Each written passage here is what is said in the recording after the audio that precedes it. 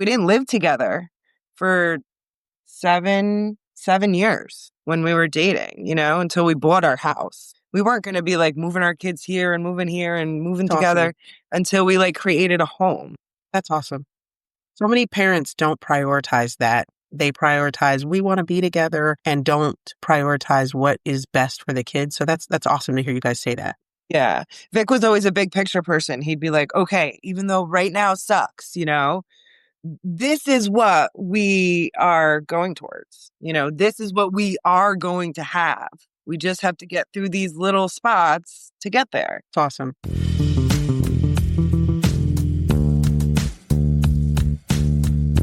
Tales from the streets. All right, guys, today we have Alyse Martinez. Super excited. She is a mother, a wife, and I'm going to say entrepreneur because that's how I feel about your profession. I think it's a skill set. We'll get into it and we'll talk about that. But not to minimize you down to, you are also married to Vic Martinez, and you are the first non-law enforcement, non-military spouse to talk about the perspective that you have of having your significant other do this job, and then kind of like what you went through, which again, having talked to Vic, there's a whole lot there, and I'm excited to get into it, but I really appreciate you coming on.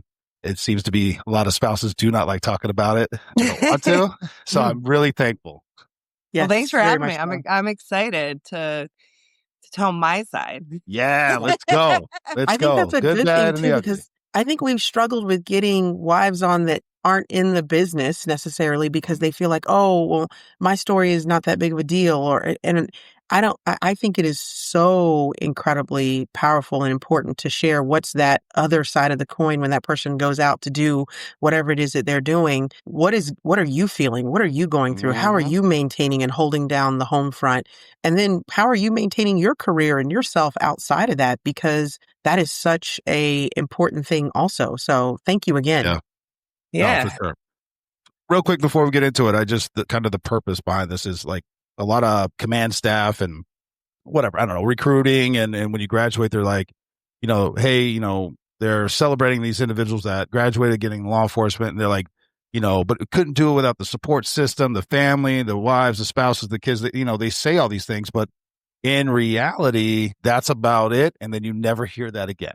Yeah. True. No, you never hear it again. You just keep your career moving. And you're like, oh, I thought I was part of this whole family. Where did it go? Yeah. So anyway, Alyse, I want to just we do this just like who you are, where you grew up. I still think it's fascinating that you were one of those ones that grew up in the same box, but just because I was a military brat. But could you touch on that? So I grew up in Paterson, New Jersey. Vic and I are about 9 years apart in age. So we didn't know each other. We grew up about probably 10 blocks away from each other. That's so wild. That's so wild. It's a big city, but it feels like a small city. Yeah. With the stories. And I grew up, my mom was a single mom, 5 kids. Mm-hmm. We lived across the street from my grandmother who, raised her family on that same street. Yeah. And my mom sent us all to private school, even though she couldn't afford it. Yeah. Somehow we have no idea that we were poor, like me and my siblings, like growing up. We lived this charmed life, but we had no idea the struggles my mom went through. Yes. She raised pretty independent children, who need her. Yeah.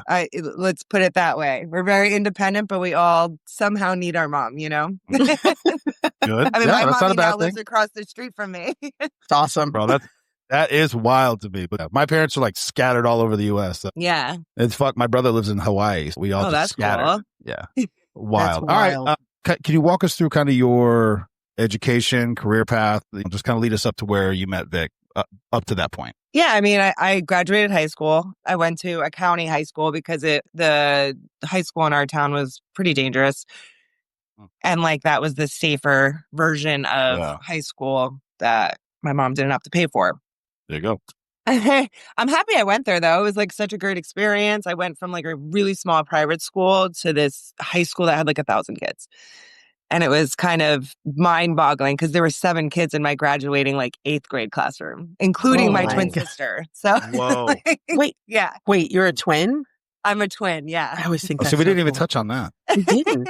So No, we let's didn't. back up a little bit. I know you said there was Yeah. 5 of y'all. So there one set of twins, and then where So do we you have a fall big in? sister.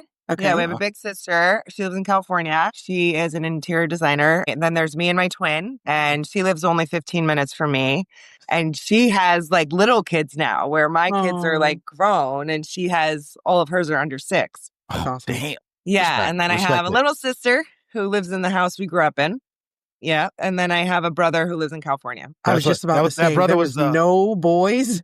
Oh, yeah, yeah. I was He's a saying. baby. And he was Yeah. the baby. Yeah, Oh, that he brother- got spoiled. Yeah. brother Oh, was your dad going, all right, one more shot. Let's do it. Well, he got so spoiled because 4 Oh. older sisters. He's getting And everything. then we lived with our grandma, like, because Ugh. then our house burnt down. So we moved across the street to my Oh, grandma's house. God. Oh, my God. Jesus. And so it was my grandma, my mom, and his 4 sisters. And like whatever that boy wanted. He wanted to go to He got it. Blockbuster. Here we go. I love don't it. see, make it nostalgic. Don't bring up Blockbuster. I miss that. I missed it. That was I my do. shit. I Heck do. yeah. That is great. Yeah. Yes. When's your house burn down? How old were you? How old were you? I was actually trying to remember that with my twin the other day. And I think we were like 14.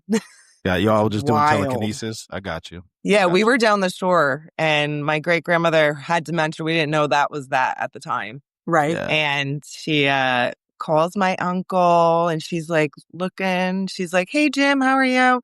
And he's like, "What's up, Graham?" They talk for 10 minutes and she's like, "Did you call me for something?" And she's like, "I think Arlene's house is on fire." Oh, And he's like, did Lead you with call- that. Yeah, yeah. Did you call let's the cops? start there. No, I called you. I called you. No. Yeah. That's but, wild. in the end, it all works out fine because you have family. That's still got to be quite a shakeup at 14, though, Yeah. to have that kind of. Yeah. Yeah, it was crazy. That's like a smell I'll never forget. And Oh, yeah. yeah, People say that, yeah. like all your things are gone. But then you got to move in with grandma. And Yeah, which was what was that awesome. experience like? Well, because she lived right across the street. Now it was Yeah. just like, now she just slept in the same house Yeah. with us. Yeah, yeah. Because we were all, it was like at grandma's or at our house. Doesn't That's matter. awesome. How long was that? Did you guys rebuild there, or did it just you guys? So just they decide- rebuilt. My mom really couldn't afford to do much. So people helped us from our church and they rebuilt and then they sold it. And then my mom bought us each cars at Oh. some point with that money. I I like respect it. it, man. Yeah, Yeah. I respect it.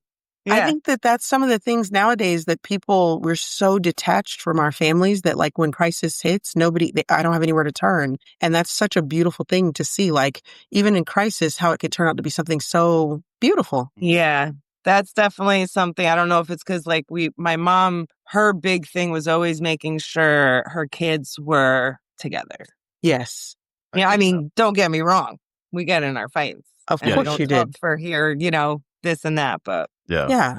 We all I'm fight, interested but- that I would consider that a bigger family, 5 kids in a city. I'm used to seeing that or hearing about that, like, farmland, stuff like that. But Yeah. in a city, I didn't have that. It was just me and my sister, and then my brother came along a lot later. But, again, like I said, we moved around and I was 8 years older than my brother. So it was just a different beast. All right. Very cool. Sorry. You're throwing out, my house went on fire. I had a twin. And all that we contributes. just So throw little fire bombs in there. Yeah. well, I think it's important to like cover it because all those things build into who you are. And then later on, you see how those nuggets created or how you respond to situations based on those early experiences a lot of times. 1,000,000%. Yeah, I Yeah. agree with that. I didn't think of that perspective, but that's, yeah. A lot of times, like even with talking to your husband, Vic, like he's just talking about his life where he works, 22 hours a day and he sleeps 2 hours. He's like, man, I got cancer twice. And afterwards, I was like, well, it's probably because you don't sleep, bro. In my head, your immune system is just 0%. But anyway, sorry. Sorry, I just throwing that out there. Yeah, So high school, and then what was kind of your career path? So then I was just kind of working, so I graduated high school and then I got pregnant. Oh, right away. I was 18. It was probably like a year later. And so I had my daughter and I was just working like in offices, like my aunt worked at a doctor's office and I kind of, did that kind of scene. And then I met Vic at the doctor's office I worked at. Really? So how old was your daughter? No, I'm sorry. Yeah. So my daughter was 2 years old when I met Vic. Okay. Oh. Yeah. Yeah. So Damn. he walked into the office and I was like, who's that man? I'm going to marry him.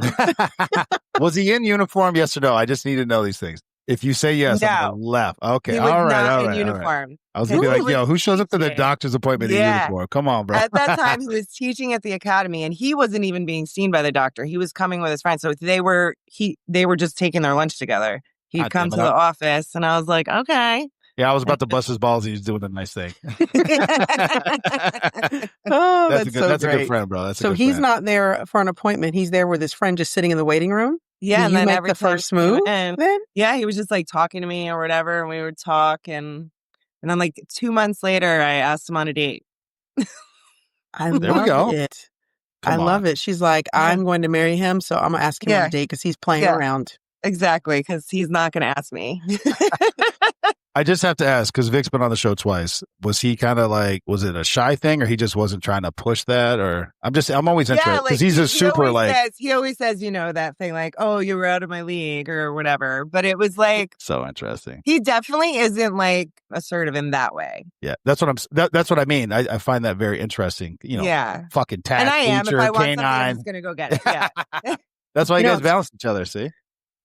Funny. That's very common that, especially with males, they are very go-getter driven, very type A in their like profession. And then in their personal life, they're like kittens, like, no, what's it's like, it's very funny.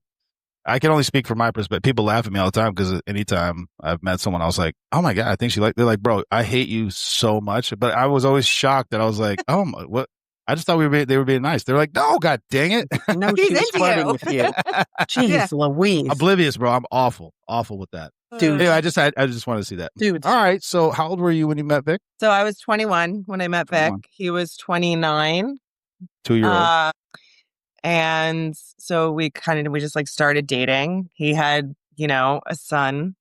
Yep. I had a daughter and he had a baby on the way with his future ex-wife. Okay. All right. This sounds like a cop story that I know. This totally. I'm sure you've heard this before. I know it's everyone's unique, but it's also like I think I've heard this before. I've heard this one before. Yeah. So I married my husband and he had kids previously, but and I know like kind of stepping into that role, I was much older than you when I stepped into that role, and it's a lot to take on. So here you are, 21, with your own child, meeting this guy that you really are into, who has a kid and now a kid on the way and a future ex-wife. So I guess they're going through the divorce. It's not even complete. How is that first like year on top of that, navigating he works 20 hours a day. So yeah, on top of that, he works 20 hours a day. Yeah, like, literally. Yeah, like I mean, I feel like at first it was like, okay, we'll just like see how this goes, see what happens. That's just kind of how my whole life always was. It was kind of like, all right, like here we go. So we did it, and then he's going through divorce. Yeah, he has. I mean, I think there was an episode they talked about how much money he was making at the time, which was nothing. Not a lot. He's paying a mortgage and he's paying rent. Right. He's got like no money. Mm-hmm. Right. So it's like not even like we're going on dates, like we're like meeting up at parks and we're like, he's like, I brought ramen noodles, like, girl. Sitting on my porch. Yeah. He brought the charm. That's it. Yeah. Oh, yeah. Well, so no, I am actually interested in this aspect because it's something that I can speak for the male part. I've heard some females. The male and female aspect of relationships in law enforcement are usually different. Females usually like the male half that are like not interested because you're surrounded by dudes all the time with guns and they're kind of more assertive, or I don't know. It's like an intimidating thing, I guess. I don't know. But males, it's usually like, bro, I'm broke all the time. I have no money. I work all the fucking time because you need to work overtime in order to make. So you just, when do you have time for an actual relationship? Actually, our good buddy BJ, we talk to him about that a lot. So it's like, how in the hell are you supposed to start a relationship, to maintain it? And then we're going to get into some other stuff here in a minute, but like that concept. But I guess what was your perspective during that time, if you can remember? I don't know. I feel like it was weird. Like, I feel like I was in a spot I was 21 years old. I was a baby, right? Like, I don't even know. My twin sister's off in Hoboken, going to bars, partying. I'm at home, wiping little booties. So like, and Two like booties, but catching yeah, I got throw you. up, you know, Yeah. and Yeah, when they're yeah, sick and all the yeah. things. But it's like there was something about I just knew it was going to work no matter what, and I had to do the hard work to get to Yeah. where we wanted to be. Vic was always a big picture guy. I feel like also immediately he kind of knew like this is going to be something that I've never had before, you know, like Right. I don't know if that makes any sense. Listen, I'll tell you again, from my perspective, knowing that your house is okay and that you can come home and that's your place of like rest or peace or whatever, like, you know, it's going to be okay. Men are not good at articulating that, but it means everything. And even if they never say it in that way, it is like, it is a feeling it's almost like taking your vest off after a long day. It feels that good. It's just like, you're like, thank God, you know, that's happening. So I do understand what you're saying. Yes. Yeah. And we like always pushed each other, you know, like I was sitting there. I didn't know. I didn't have any plans of going to college or anything like that. And he's like, we were probably together 4 to 6 months. He's like, so what do you want to do with your life? And I'm like, well, I don't really know. And he's like, well, I think I know, but I think that you should say it. And did he push you into the hair school? And I was like, I don't know, maybe hair school. And he's like, yeah.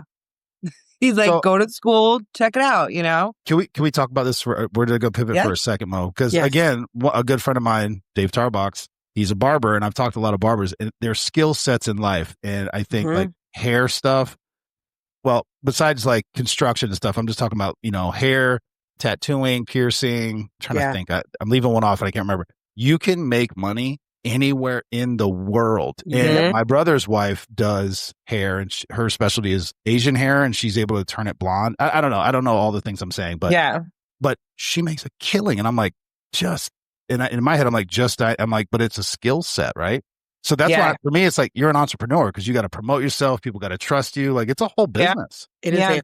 And in the state of, with as a girl who gets her hair done, it's a big deal. Once you find her, you will drive 300 miles to go get your hair done because you're not hairdressers. No. Oh, yeah. Absolutely not. People coming from all over. So state of New Jersey, go ahead. Sorry. Yes. Oh, state of New Jersey, you have to work for someone. You can't just like do it in the house or something. Yeah, we're like one of the only states like you have to pay us all this money, you know? So they got to get their money. They got to. New Jersey's good like that. So when you say you can't have your own, like if you created your own hair salon, you can do that, or you can do that. Yeah. Okay. So you would have to have your license for 3 years, and you would have to like. You can't just like go to someone's house and do their hair. We can't. So a lot of places, a lot of other states, you can just go rent a chair, and like the people who own that place have nothing to do with you. Yeah. So you are your own entity. So I'm in New Jersey, you have to work for a salon. Oh, yeah. That's interesting. That's interesting. That's how so actually, my hairdresser I had a barber. I had a barber in DC that I followed him around, and he ended up bouncing around. He ended up renting a chair at a beauty salon. So it was always fascinating because it would be his one chair with a bunch of dudes getting, you know, all the ladies and stuff, while everybody else is like, you know, it's like a spa thing. And it was always I was like, I know what you're doing here, bro. I'm tracking. I'm clocking you. I see what you're doing, bro. That's funny. So how old were you when you did that? I was 22, I think. Let me ask you, do you enjoy it? I do. I love it. I love my job. I love being behind the chair. I love being a part of everybody's life. Yeah. You know, like just seeing everybody's experiences, not only just like their hair and them loving their hair, right? Like I love just being I love love. I love friends. I love community. And it really gives me a space to have that. That's because y'all work long fucking hours. Mm-hmm. I used to work a lot longer hours. Damn. See, that's so cool. So you got to the point now where you're kind of like, all right, I'm gonna do these 50 clients, and that's all. I'm good. I'm not. I have like awesome schedule. That I have a great like work-life balance. Yeah, that's what I'm trying to put that out there. That is, to me, that's an entrepreneur because you built a business to the point where you now can pick your own schedule. Yeah, cops can't do that shit. No, they can't. Never, ever, not once. Yeah. And again, like I said, I can speak for barbers, but he was a Puerto Rican barber down in Tampa. Eddie, shout out, love that guy. But he would 3 months out of the year, he would go travel to like the Bahamas or whatever, wherever he was going. Yeah. But he had it set up where he would just basically kind of work his way through, and he would pop in for a few days, make, you know, couple grand, and then like that's paying for the next leg, whatever. And he could just do that. Yeah, I have a girlfriend who moved down to North Carolina, and she comes up every like 6 weeks for like a week, bangs it all out. She makes just as much money as she did when she was here working. I just wanted to touch on that because I want to push that out there. Like that is a fucking skill set, man. Yeah, but let me tell you, it's also blood, tears, and sweat. You know? Oh, yeah, especially when you're first starting, and if you fuck somebody's hair up, and man, and you will, and you do. And it happens. Like, what am I doing? I'm not even good at this. You know, dyeing their hair blonde, but it comes out orange. Yeah, and you're like, oops. Yeah, my bad. For real. Sorry, I like to just tie in on that because it's just such a cool little side thing. Yeah. But anyway, all right. So I'm trying to figure out the best way, Mo, because there's so much in there because you also had cancer with Vic, but that might be later on in the conversation. All right. So let's just talk about, so how long were you dating before you got married? Well, that was 10 years. Okay. But you have there's 3 children, right? So yes, Vic has 2 boys and I have 1 girl. Okay, got it. So it was, sorry, in the middle. That's right. Yeah, that's okay. So we have older son, younger son, both Vic's, and then she was mine in the middle of them 2. Okay. And so you knew he was a cop. Oh yeah, this is where I want to go. Because Vic has stated multiple times that it's not that you guys didn't know that he was a cop. He just didn't tell you all the things that he did. Yes. What was that like for you? So like because I also knew what was going on in Paterson. Like I wasn't a dummy. Yeah. No, I grew up there. I know there's crime. I know you're in a special team, you know, and this is even all before K9, right? Yeah. So it definitely was hard. There were times when I knew something big was going on and because it's always on the news, you know, so I'm sitting like trying to see if he's on Channel 12. Or if he was part of that job, or I text him to try to like bait him to tell me something. and he's like, not. I'm like, hey, how are you? He's like, oh, good, just chilling on Seance or whatever. Yeah. I'm like, oh, okay.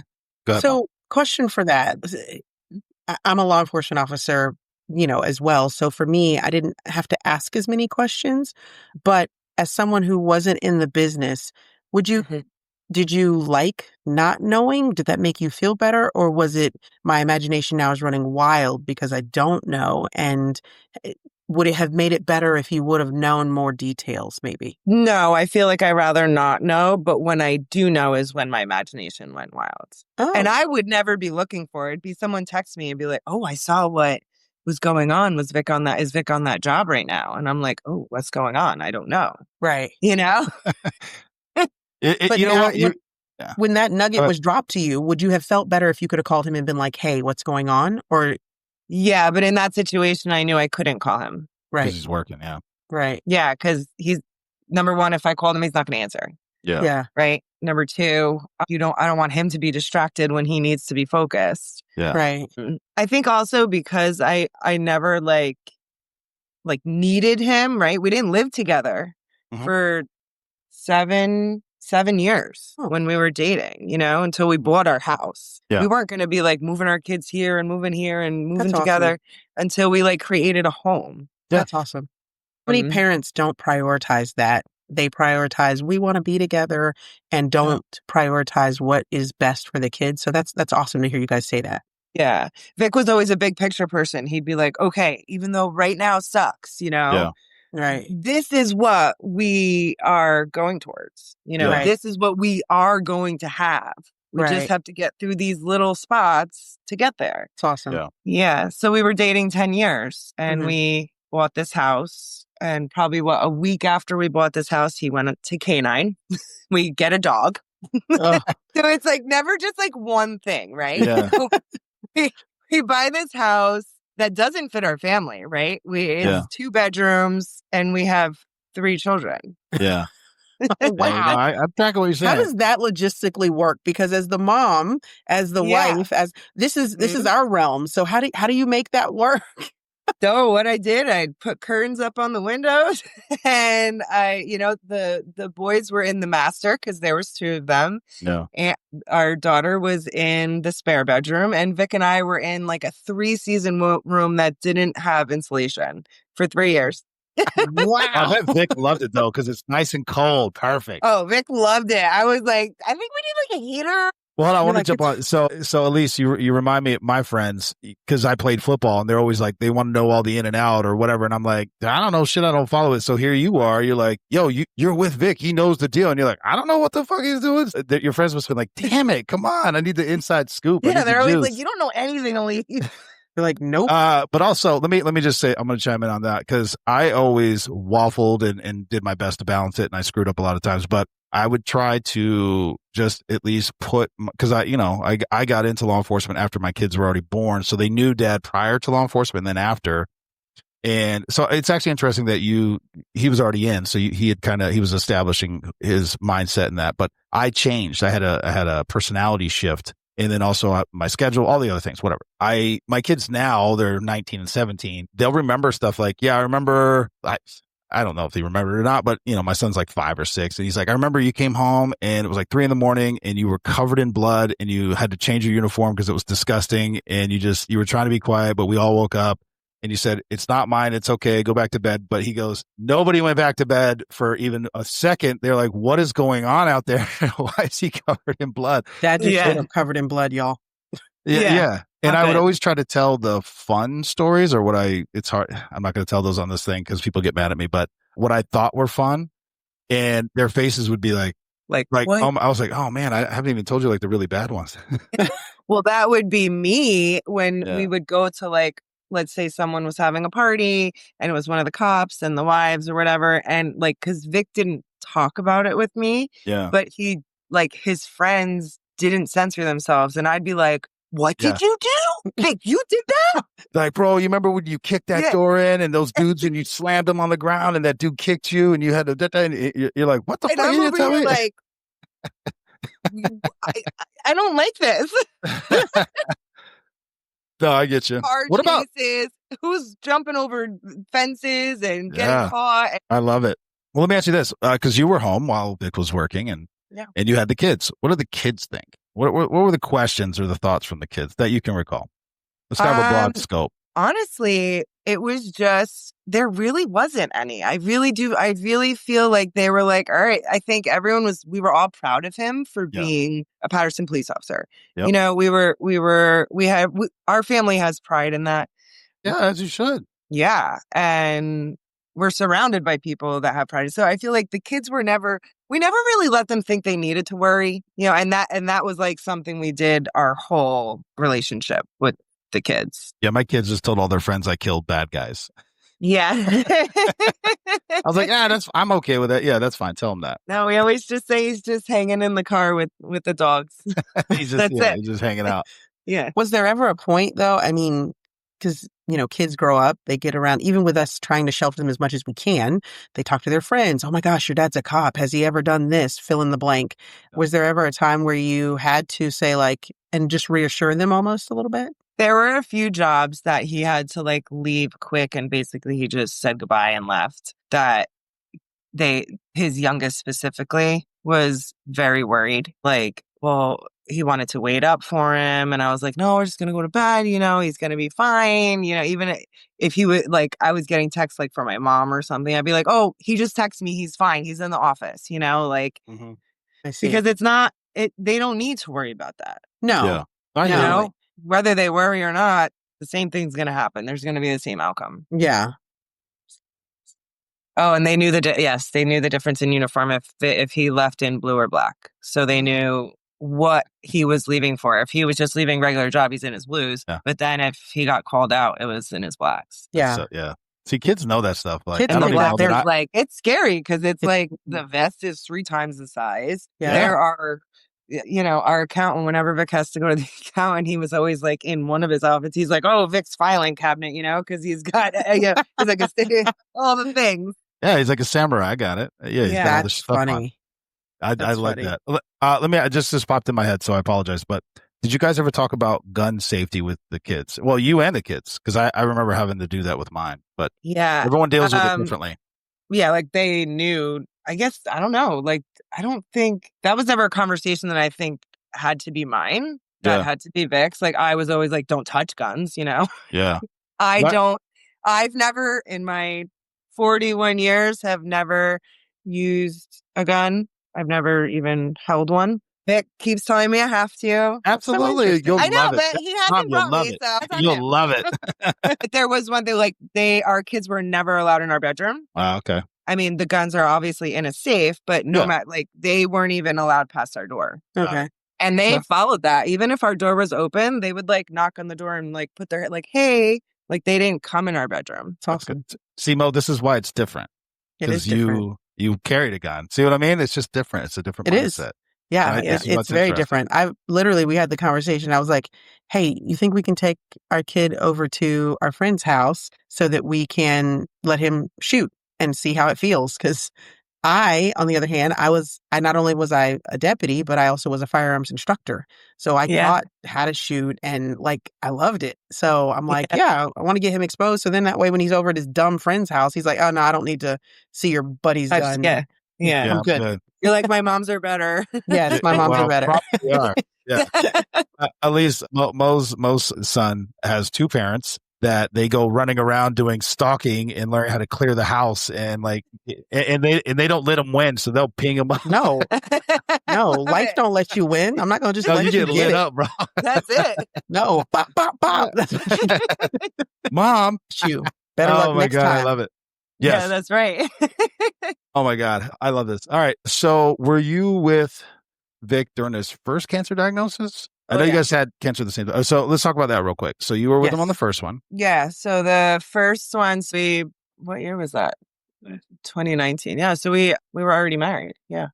Yeah. So he was going and he has thyroid disorder. They kept saying thyroid disease, this and that. But I kept seeing a very different, like sometimes a personality change. And when I was reading about, because obviously I went behind Vic's back and behind the doctor's back and as you should did my own research because I'm a doctor. Like every wife I've ever known. Yeah. And I was like, oh my gosh. We have to. Vic is doing this. Oh my gosh. This is how Vic. So then one day I went to I said, I'm coming to the doctors with you. So Vic's answering all the questions to the doctors and I'm sitting behind Vic like, nope, he's lying. He's not telling the doctor the truth. He was at the time suffering from depression, right? Yeah. Even though he wasn't acting like he was suffering from depression, but from, behind our bedroom door, he was not okay. Yeah. Yeah. So then I asked them to do a fine needle biopsy in his neck. I'm sure he appreciated that. Yep. Yeah. Well, he more appreciated when I was in the room with him getting it and I was going, oh my God, I can see the needle going through your neck, Vic. And he can't say anything because there's a needle in his neck. He's just going, don't talk. This is crazy. Literally. He's like, oh, Alyse. Don't move. You will never walk again. Oh my God. Don't but move. I This is crazy. My commentary. I was yeah. That needle is humongous, bro. Oh my God. Like, it's like all the way through your neck. I love it. All right. Oh my God. Yes. I would have been like, get her out. Yeah. You can't move, Mo. You can't move. That's so great. But that is something I would have done because you're the wife and you're like, oh my gosh, you have to know this. And I'm like, hold my hand. That's gotta hurt, I love it. I am loving this. So then that comes back and it's positive for cancer. Is it thigh cancer or? Thyroid cancer. Okay. At the time, they thought it was just in one side. And after talking with the surgeon and the doctors, kind of the outcome's the same. You have to take medicine the rest of your life, no matter what, if they take half or a whole. Vic and I decided that it was the best just to take the whole because what's the point? Like if he's going to go back in 6 months, if, let's say it comes to the other side, then he's going to have another surgery. Right. Yeah. That's just silly. So there ended up being 9 different cancers inside of his thyroid on both sides. Wow. I didn't even know that could happen. Okay. Neither did we. Yeah, I'm learning. Here we go. It's crazy. All right. Yeah. But the good with the thyroid, generally speaking, a very high percentage, it is contained to the thyroid. So it generally never spreads anywhere else. That's a plus. So the kids didn't, going back to the kids, they didn't really even get the feel of dad's got cancer, like that impending, scary, is he going to die? Is he not going to die? Because they didn't even know because we kind of like figured it out, had surgery, and boom, he was fine. He went to work. No, nothing like that? What was that? No, not for that. Okay. No, just there the was removal a chance of the thyroid and move on.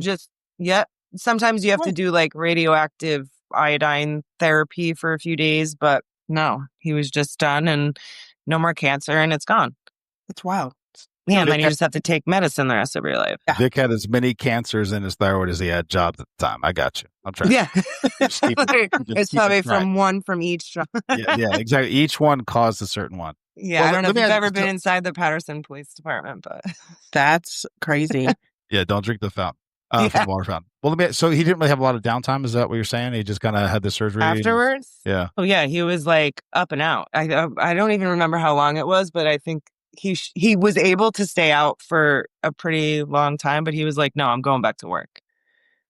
Was it even 3 weeks? Not even shocked. Yeah, it was like as soon as the doctor said that his scar was like good and not opened anymore, Vic was like back at work. It's insane. So that he couldn't get any infections or anything like that. So is it a like completely across? Yeah, or just so a small little... it's like a small. His is actually, I've seen really bad ones, but his is, you can barely see his. It's just like a little straight line. I'm super interested because I had thyroid issues. I've had radioactive iodine. They had to remove my parathyroid glands, and I have the same little. I was like, interesting. So they removed your parathyroids. Yes, which is harder. That's actually harder than just your thyroid. He still has his parathyroids. Oh, they took 2 of mine because you have like 4. So they took 2 of mine out. 4. And I was up and at him because my husband, he had to make it about him. He got food poisoning the same day, so I had to take care of him right after having surgery. Why do they do that? That's what they do, girl. That's coming, Mo. That's coming. Oh, my bad. I jumped ahead. No, that's coming. Yeah, that's coming. That's funny. Well, let me ask you this, because Vic has said that he said multiple times that the job and the team was always first, but then he'll throw a nugget out. But he said he rarely, if ever, missed a game. He coached hockey. So it sounds to me like he was able to, at the best of his ability, make it work. Yeah. So my side of that is that I love that he can look at it that way. Like I love that he can look at it that way and not feel like he missed out on things. I mean, when he was there, he was there. Yeah. He was in it. He was locked in, I coached the boys. He definitely never missed a game for that. And he was always at my daughter's games, whether it be cheerleading or lacrosse or gymnastics, we got it done, and he was there for a lot. But he also missed like weddings and birthday parties and holidays. And, he wasn't there for Christmas. And so like, when I heard, because I was like obviously on the other side of the computer when he was saying those things, and I was like, "Oh, you didn't miss anything." That's so funny how you say that. Really? Yeah. No. Well, listen. It's still better than because even if if I was able to make it and I wasn't cranky or tired and I was locked in, that's a lot of ifs and wases. It may be a handful. And then my family learned to adapt to holidays. We might not celebrate on the day, but at some point during that week, we would. Well, even like Christmas, we had, what did we call it? Divorced family Christmas. We'd say it with our kids, And it's like whatever day Vic was home and all of the kids didn't have a sport or something. Okay, it's Christmas. Santa came.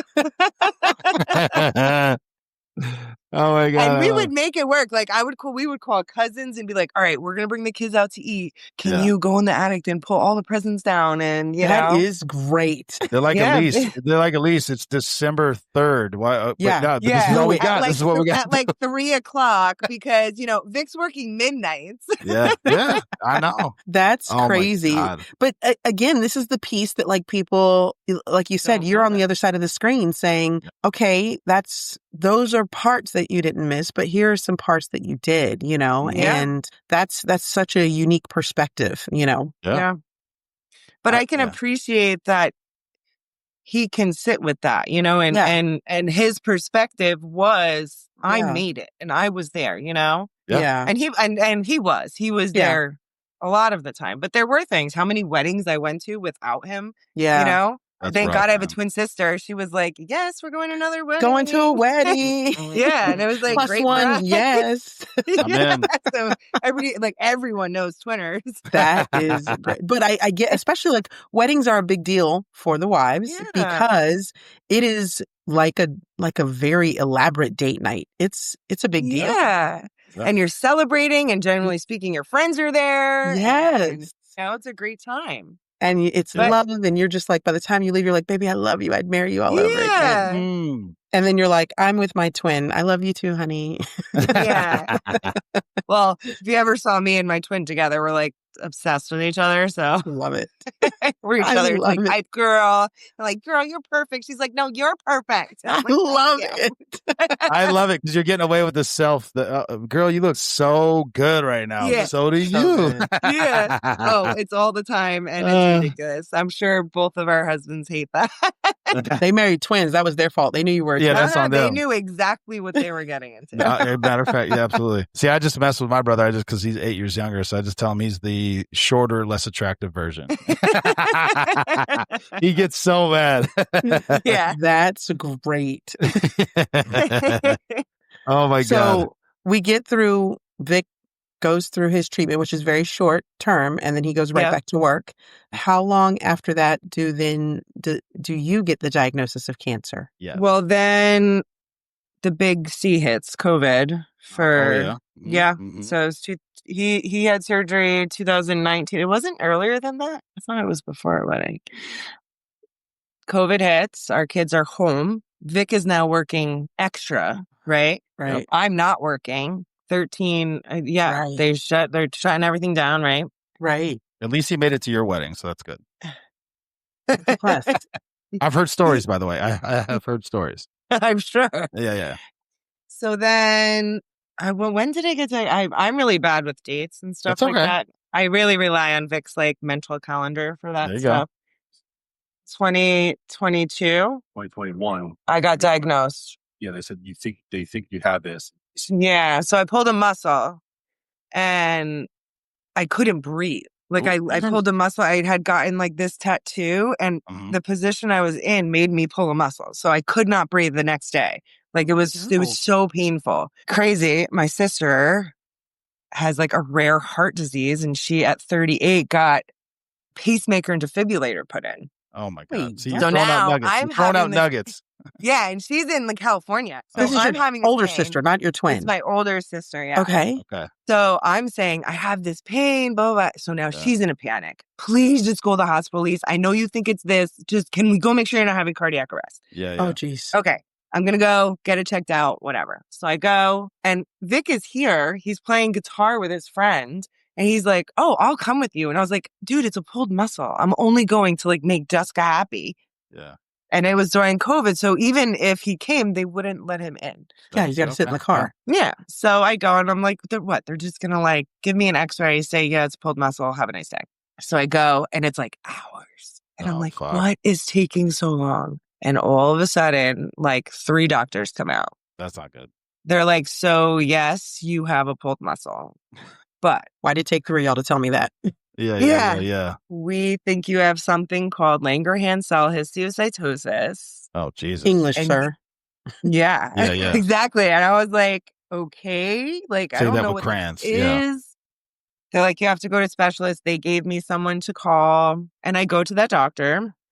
Wait, on the way home, I'm like, oh my God. I don't even call Vic, right? I'm just because, of course, before I drive away, I Google it. Yeah. Of course we do. Because they don't even tell you. They're just like, you have something called Langerhans cell. Bye. Yeah. Hi. Go see somebody else. Bounce. And I'm Googling it oh my gosh, you see the word cancer and then you think I'm going to die. It's the only thing. And now I'm in a panic. I come home, he's sleeping in bed, and I just sit on the bottom of the bed. And he's like, what's wrong? And I was like, I was just told I have this crazy thing and I don't even know what to think. And it was the first time I never call out of work. I called out of work the next day, and my bosses knew something was up. They were like, Alyse said nothing, she's just not coming in. And I immediately call this doctor, get an appointment with him, do what I have to do.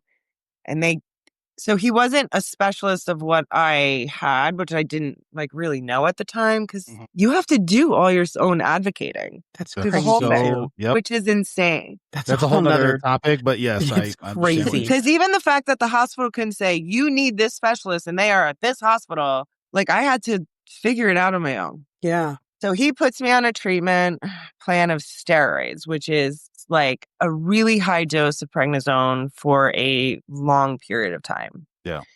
And sometimes in a case, it can resolve itself that way. It didn't. And then a year later, I say to this guy, it was 6 months later, I say to this guy, okay, like I found this doctor at Sloan Kettering and it like seems like he's the doctor to go to. And he's like, cool, here's all your stuff. Let me know how it goes. Oh, okay. But he even said, he was like, this is something doctors like only read about. He's like, I have never had a case. I talk to other colleagues. None of them have ever had a case. Now you tell me, you son of a bitch. Yeah. So No, it's he a cancer Googled the that treatment.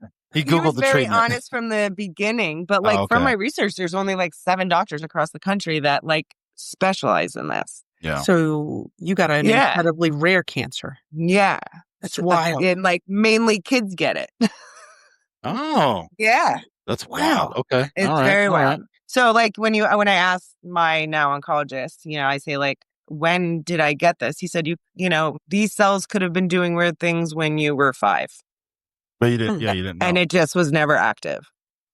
Oh. So wild. Yeah. So then I get in touch with this oncologist and we formulate a plan. So I'm going to do 6 months of chemo, 5 days in a row, and then 21 days off, and then 5 days, and then 21 days off, and then 5 days for 6 months. So I do 6 rounds of chemo. But hold on. Yeah. Well, let me just explain. Oh, yeah. She does a week of chemo, which if you've ever met anybody, and then she goes to work for 3 weeks. Yeah. And then does a week of chemo and then goes back to work. You see what I'm saying? Shit's wild. So I didn't take off of work for it. Well, I took off the weeks I had chemo. Well, yeah, because you're fucking, that's still. I'm going to throw some things in there too. So the day Vic, for a few months before I started, Vic, he had a stomach ache. Yeah, Vic got jealous. She was getting all the attention. So, so they said, cancer. You have diverticulitis. Oh, so the God. week before I go at my first round I'm expecting him to be there, right? Like, I'm going to go through the hardest thing in my life and I need you by my side while I'm getting this toxins put inside of my veins. Right. So this was the plan. Vic ends up in the hospital. The doctors say, your diverticulitis flare-up is so out of control, we have to do a colon resection. What? So on the day that I start chemotherapy at Sloan Kettering, Vic is waiting to have surgery in the hospital. Nice. So he's not even with me. Hold on. Who's watching the kids? Keep in mind, there's kids running around. I mean, who fucking knows? That's the most honest answer. I don't know. Somebody covered that it. was the best answer ever. The best. I don't know. I'm dealing with shit. No, honestly, my mom and my stepdad are clutch. They were through the whole process, making sure we were pretty stubborn and making sure we were doing a lot of things just to not get stuck in a hole. I know that for me personally, if I'm not doing things, I'm going to not mentally be okay, Got it. So, but like I said, my mom was amazing. And like friends, like the people show you how they love you. Real. You know? For real. So then on the day 5, so when I go, Vic's in the hospital still. He is recovering. He is really not doing well still. And he had 5 days because he hadn't eaten for like 2 weeks. Jeez. And he's like so skinny. Yeah. And they come back. I'm literally walking into my 5th day of treatment. And mind you, they didn't give me a port. Vic got 4 chemo infusions and they gave him a port. And I got 30 and I did not get a port. Oh my, why? Yeah. That's a weird thing. I talked to my mom about that. She's like, what? What That's the fuck? insane. I've never heard that. Yeah, it might have been. Yeah, maybe. Yeah, I'm sure there's a reason. So I was coming home, the first week it wasn't so bad, but it hurt my bones. Like I'm home, I'm sick. Like I am. My bones were in pain. And then we get the phone call. I'm walking into my 5th infusion with my girlfriend. Oh. And he calls me and he's crying and I'm thinking like someone died. the way he's Right. crying. Like, I'm thinking now another terrible thing has happened. And he says it was stage 3 colon cancer. Oh, So when they did his colon resection, they didn't even know it was cancer because the abscesses were surrounding the cancer and nothing was coming out in his blood work that there was cancer. What? No, that's wild. Yeah. That's so crazy because we always have been told that like this blood test, that's the end all be all and it'll detect it. And Interesting. He even his doctor even brought it back to his colleagues being like, what did I miss? Yeah. right. Well, how did I fuck up? I will say, I just got to throw this in there. And Adam would say, here, Alyse is going through chemo and Vic had a tummy ache and he made it all about him. Yeah. And I was like, really? That's not my story. Girl. Yeah. That's what they do. They want to just make it all about them. Okay, Honey, we see you. It's like, honey, I don't feel good. I just had chemotherapy. I just had but my chemo. stomach hurts. Seriously. Can you get some? Can you get some Tums or That's something? wild. Yeah, but that's So, crazy. This is first week of you getting your cancer treatment, and now he's getting surgery and finding out that he had colon cancer. Or is it gone? Did they get it all out? So they got it all out yet again. So now another instance where our kids Yes, that's what I'm aren't saying. even hit by the real experience, because by the time we find out he has cancer, he doesn't have cancer anymore. Well, they did say he looked like Mr. Burns from The Simpsons. Oh. So there's something going on. Oh man, he was so. I actually looked up that picture recently, and it brought me back. It took me 24 hours to sit back in a good space because I was like, oh my gosh, I forgot how bad you looked. I love you. I forgot how bad you looked. He was like a guy who's all sunken in and gray. Ugh. He did Well, look yeah. like Mr. Burns then. Okay. Yeah. Yeah. It was bad. So, all right. But in that one, he took time off, but you had 6 months. And I just want to kind of tie in and that he's time. off a whole year now, right? Yes. He has unlimited sick time at work, which was the one great thing about Paterson. It's very rare. Not a lot of people Yeah, know. no. Yeah, especially in law enforcement. They just would stop paying you or whatever. Yeah.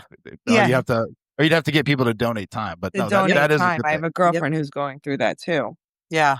But again, you guys are still recovering. Vic's recovering. You're going through it. You're going through it. You have kids. Yeah. And I think Vic said it, and we talked a little bit beforehand. Bills are still need to get paid. Yeah. Yeah. Right? Yep. And disability wasn't going to do that, could that's we what I'm stay saying. afloat? Of course, we would figure it out, but see, people say figure it out. It's like you had to grind, and you're chemo, radiation. Vic's, weighs 83 pounds, and he can barely put his shoes on. I have to carry him up the stairs. Come on, baby. Come on, baby. All 3 kids are lifting him up, but y'all are making it work. Let me just say this, and it's not just to hype you up. The focus and the dedication you had on making sure your kids were good, while also going through all of that, and the fact that here we are on the other side, and you got happy, healthy, and life goes on, kind of a thing, is a testament, because a lot of people that shit hits. There's a lot of shit that hits, but it could break them. It could kind of mess up the nucleus, so to speak. So you guys were able to keep that together. Yeah, and ironically, go ahead. I was going to say, not just financially keep it together. A lot of times emotionally, that could, we're joking about the whole thing, but emotionally, couples don't they don't turn in. It does become I'm trying to survive. And so I don't have time to take care of you or baby. It's all these things that you guys just defied odds in this situation where instead of coming and unraveling, you guys seem to have raveled, it seemed to get tighter. It's very true for our situation. Our kids' main focus through the whole thing was always making sure our kids didn't feel affected by it. Yeah. Some would say we're well, they have to feel things like that. No, they feel enough. They knew they're already going through who's, sophomore in high school and a senior in high school, and they got to figure out their lives, Yeah. Right. No, for sure. Yeah, they knew we were going through it, but I didn't want that to be the basis of their high school career, my mom had cancer while in high school, so that's what we focused on. Nope. Because once again, I've never had it. Not on wood, I don't want to, but you would be well within your right, both of you, honestly, to just shrink into yourself and just, and I wouldn't sit here and blame you. It would just People be would sucks. So for you to be no, fuck that. It is what it is. I got shit to do. Yeah, we got to do this. That's a testament. I mean, I love hearing. I was excited to talk about that because to me It is crazy to hear you talk about it. Like, yeah, no, fuck it. And you're doing 5 days straight, just pumping that shit. And it fucks people up. And I'm not saying it didn't fuck you up. Well, let me tell you. Oh, no, it did. I'm not acting like I'm not belittling it. Yeah. Yeah, my chemo gave me shingles for 10 weeks. Oh, fuck. Oh, I had it from like the top of like my rib, like the bottom of my rib cage, all the way down to my belly button, all the way around to my back. Oh, I had like the worst case of shingles, and it kept reactivating every time I went back into chemo. Let me just say this, not to make it about me, but I understand, because you hear like shingles commercials or whatever, and you're like, oh, whatever. I woke up one day and I was working. I thought I had accidentally got stabbed in the back. Like I had a laceration, and it was just 4 little dots. And I was like, no, there is something. It was shingles. And I you took feel the pain inside. Yes, immediately. Yeah. It is terrible. It is the worst pain. Yeah. That's wild. And you had to then say, yeah, let's do this again. Yeah. And then I'm like, every month. And going to work as a hairdresser, moving, right? Yeah. And my bones hurt, and I was getting thrush in my mouth like babies get. Yeah. Yes. Because my chemo, one of the side effects was viral infections. Oh my gosh. So I just kept getting side effects, sir. Yeah, like, really? Can y'all fix that? Can we fix that part at least? Come on, man. I'm too old for that. I'm getting hand, foot, and mouth disease or whatever. So here's me with shingles, right? Vic, his chemo was making, so if he touched anything that was colder than room temperature, it would feel like he was being electrocuted. It's called cold neuropathy. Oh my God. And then he had hand-foot syndrome. So like it was, his hands and feet were peeling off of their blister. And we were like walking the back like The Walking Dead. So he, like, here we go, we're going to walk the dogs. Even though gonna go walk the dogs. Though they got all the cancer out, he still had to have rounds of chemo to ensure it was gone. So protocol for anyone. Well, because he was coming at treatments with me, Sloan was like, oh, let us check you and all your records to make sure they're doing everything right. Yeah. Because you're here anyway. They ended up doing Sloan, because he was with me, they did a test on you to see if there was any microscopic cancer cells left in his body. And there was not, which we were thankful for. That's a plus. That was another needle in his neck, by the way. Just I have to. Yeah. You gotta see this thing. Man, this is crazy. Again, this is another one of those things where this could literally rip a couple apart, because you're looking at at the core level of the intimacy. Like, you can't even touch each other. You're just like, no. No, like that hurts. That connective time is just so, and it's just incredible. Like my hat's off to you guys to be able to not only, like I said, manage it, not survive it, but it seemed to be that, like, listening to you guys talk about it, just grow from it. It's amazing. Yeah. We did. We grew very close in that time, which, like I said, he was off for a whole year, where I was like, bro, needs to go back to work. You got to do something. Yo. Yeah. Well, let me ask you this. You're home all the time. Yeah, you're always here. Yeah. So, but he did say that after that time period, there was a moment, I don't know how soon after, but he was like, yeah, I'm going back to work. This is what I'm doing. And it was like, really, bro, you're going to go back to do that? Like, how long, what was that time period like? And like, what? So I feel like we kept having the conversation leading up to him being like his doctor telling him he could go back to work. Because we were in a really bad political climate when it came to violence towards police officers. So that was very tough to hear and watch all of the time. And now he's going back to work at 98 pounds. And I'm worried. Yeah. Is he going to be okay? Right. Yeah. Right. And also just even the mental space after a year of not being at work and then battling those battles and kind of really seeing what's important. He had his 25 years in. Yeah. There was nothing that he was going to get back from going back. Yeah. Right? For sure. That's a great nothing thing. Added in the goodbye package. Yeah. Right. And I kind of just looked at him and he's like, all right, I got cleared. And I was like, okay, so you're going to get 2 cancers and then like just be sitting in your car and get shot in the head or something.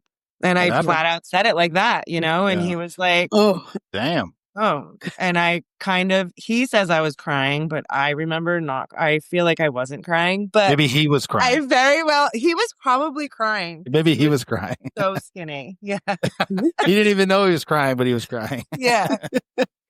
And I mean, I feel like that was the first time, like, it was my choice that he retired. Give him a little pushback. Like, what are we doing? Yeah, and he like didn't even question me. And he's like, all right, I'm going to retire. That was it. So I've talked to Vic and several other people about the retirement, but your perspective, because it's 100 miles an hour, balls to the wall, you're doing all these things, you're important, phones ringing, you're the fucking man. And then it's like, all right, I'm retiring. They're like, yo, appreciate you. Boop. And then that's it. Phone stops ringing. And now you're with yourself. Well, you're in your family, obviously, but yeah, that aspect of your life is now done. No. And it was like, all right, what are you going to do? Yeah. What's next? You're only 47.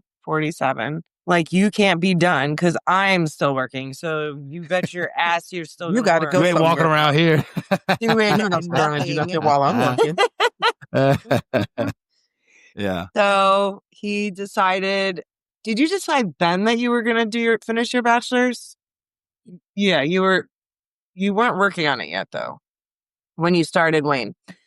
So then he decided that he was going to try to be like a cop in the schools, like the security for the schools.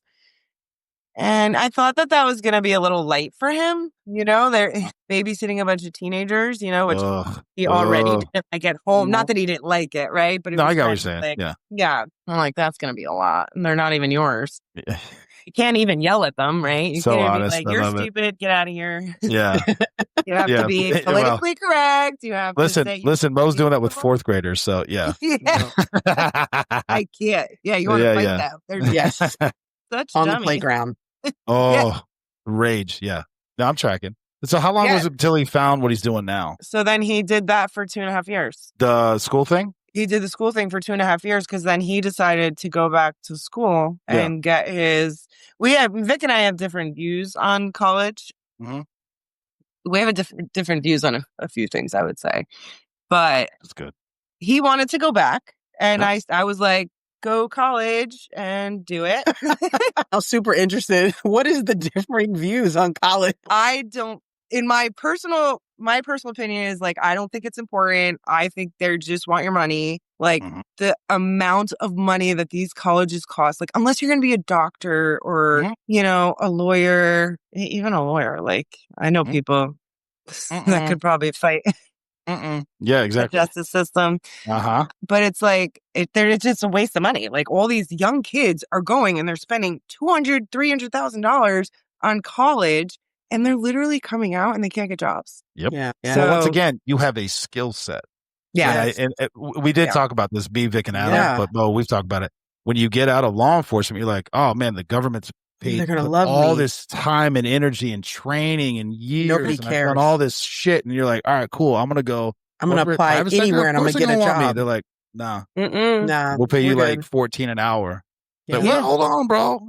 Yeah. And that was really hard to watch, Yeah. Like, watch they don't him care. go through that transition. Like, even when he was getting the job at Wayne, it was kind of like he was putting in for a few of them. And it was like, he's like, I don't think I'm going to get any of these jobs.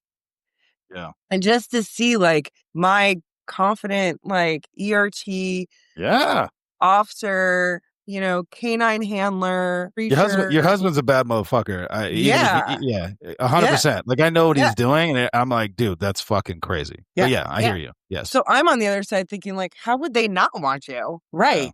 I think he just sits in his car and plays with the dogs.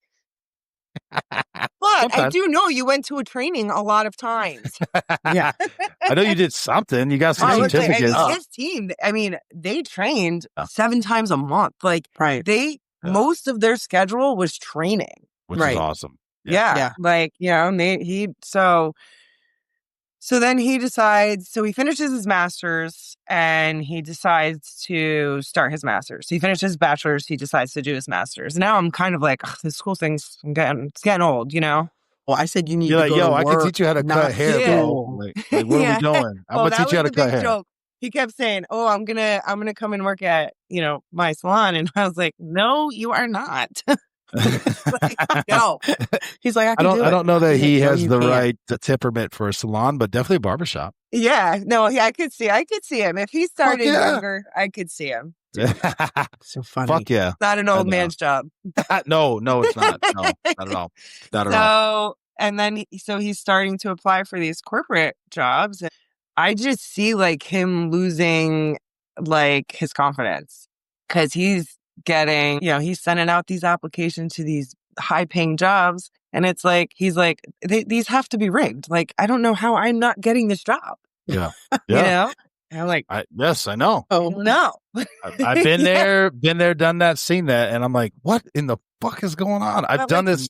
I've done this. I've done this job for the president of the United States and other world leaders that are like, cute story, bro. We went another direction. No. Yeah. Yeah. That's over and over again. Go to. Where did you go? Over and over. Yes.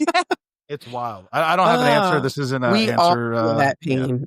Yeah, that's and as his wife, like I want him to feel confident and proud and all of these things. And he was just so discouraged. That was really hard for me to watch. Like I was also, I've heard you on the podcast talk about like depression in the field and all of that. And I've seen him go through different bouts of that through our entire, we're together 20 years. 20 years.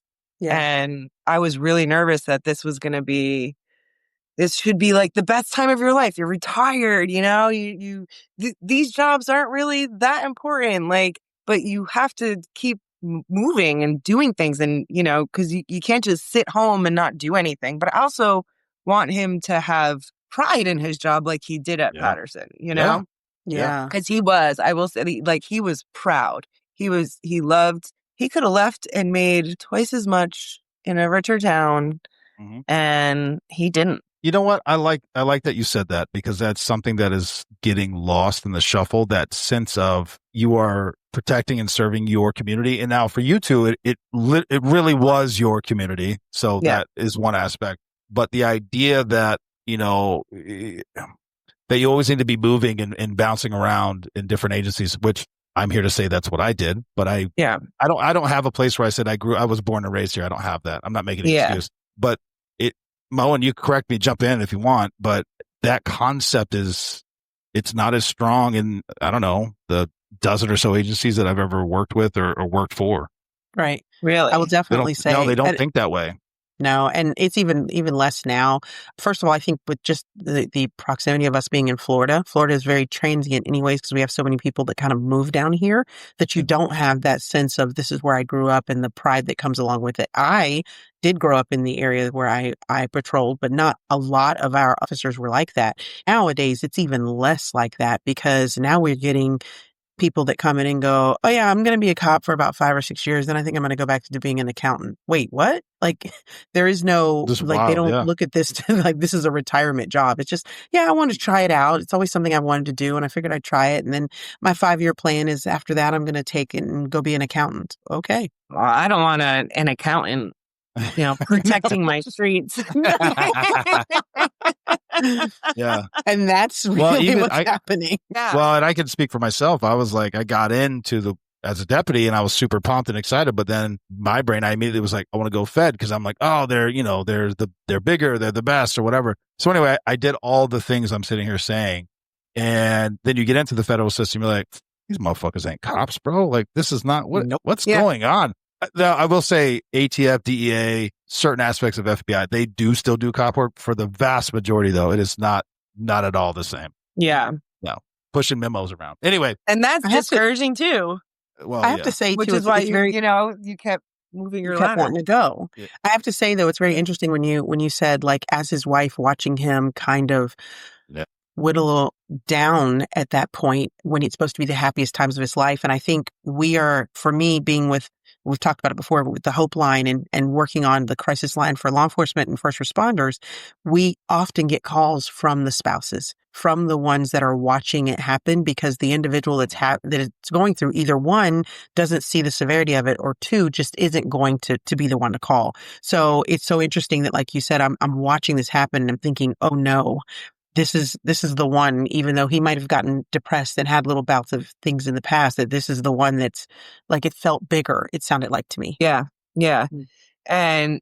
And I think throughout, and if there's something you don't want me to say, you can obviously stop me. But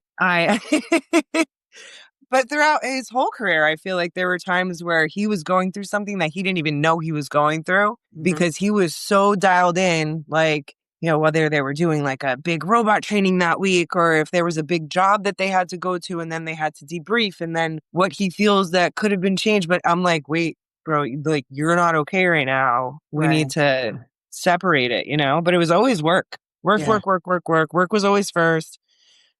And not that it was his first love, you know? It was just like, that came first because that's what's supporting the rest of it. Yeah. You know? Yeah. So, Makes sense. There's not a lot of careers where it's like, no, this is important because if you don't do it right, either I could die or somebody else could die. Exactly. There's not a lot. There's not a lot of jobs like that. So law enforcement is definitely one of them. And yeah, you have like, sometimes you get one chance to make a mistake and that's a wrap. And that's it. And I never wanted him to make any of those mistakes, obviously. Yeah. And I'm sure for him, because he was leading, you know, I think I've heard this again. It's never happened to me, but the idea that your mistake cost somebody else their life. Oh, fuck. I don't know. That would be a rough one to swallow. So I fully understand.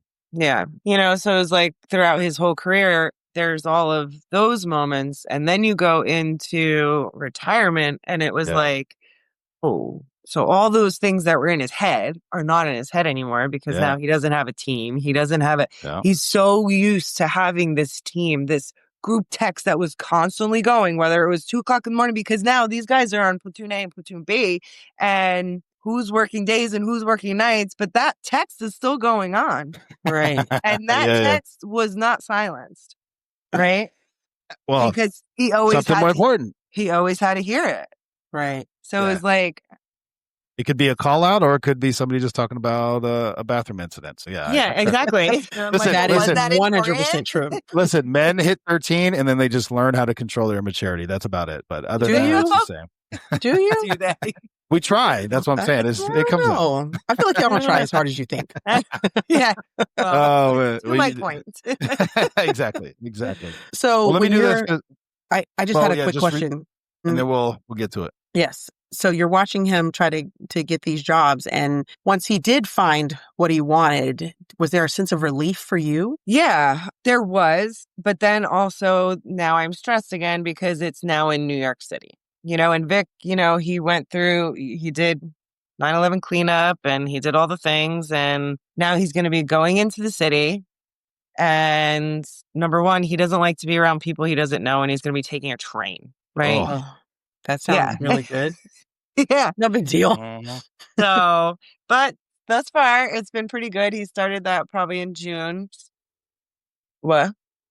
Oh, yeah. So now he's in like where he's at now. There's a lot of NYC guys, and he feels like I'm seeing this new camaraderie where they are being more vulnerable. Like, these men who have never met before, you know, they've just known each other 3 months and they're talking. So I'm seeing like this new kind of chapter for Vic and I'm really excited for him. Yeah. I don't think this is going to be his end game. I think there's something else in the horizon.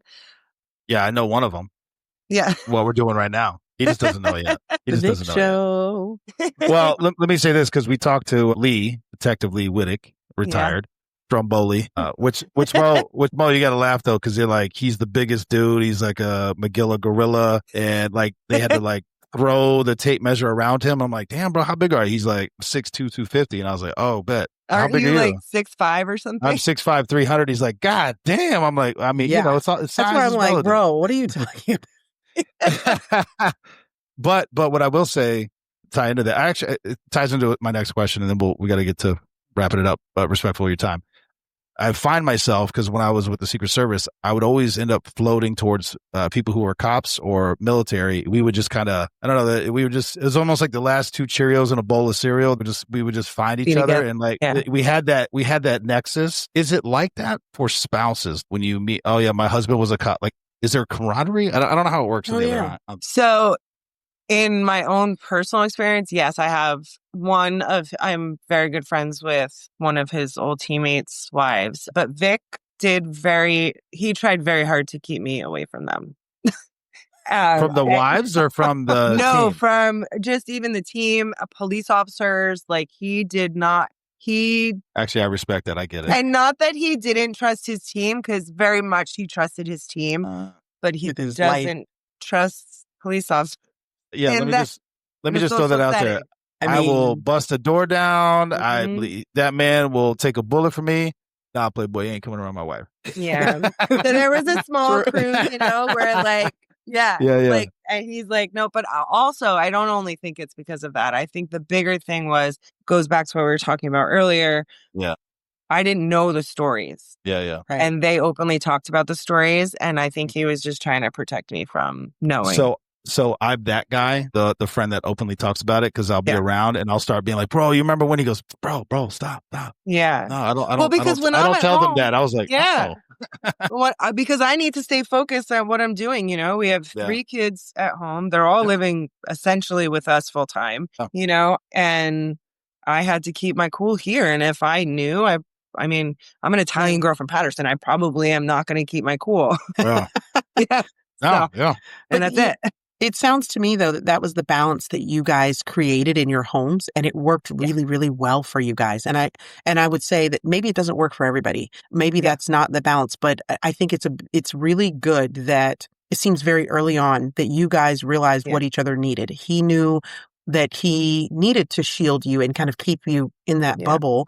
And you knew you needed to kind of receive that so that you could be present and focused on the kids. So that's good. And I think that takes a lot of communication at an early point in your relationship to get there. Yeah. And it also took shift in communication, because how we communicated at 21 and then 30, I'm 30, he's 39, so we had to continuously kind of check back in to see, like, what else do you need that you didn't need 5 years ago in a conversation? For sure. And we still do that. And I feel like retirement has even brought us even much closer. Yeah. Well, at least you guys like each other. Yeah, we do. At least you guys like each other.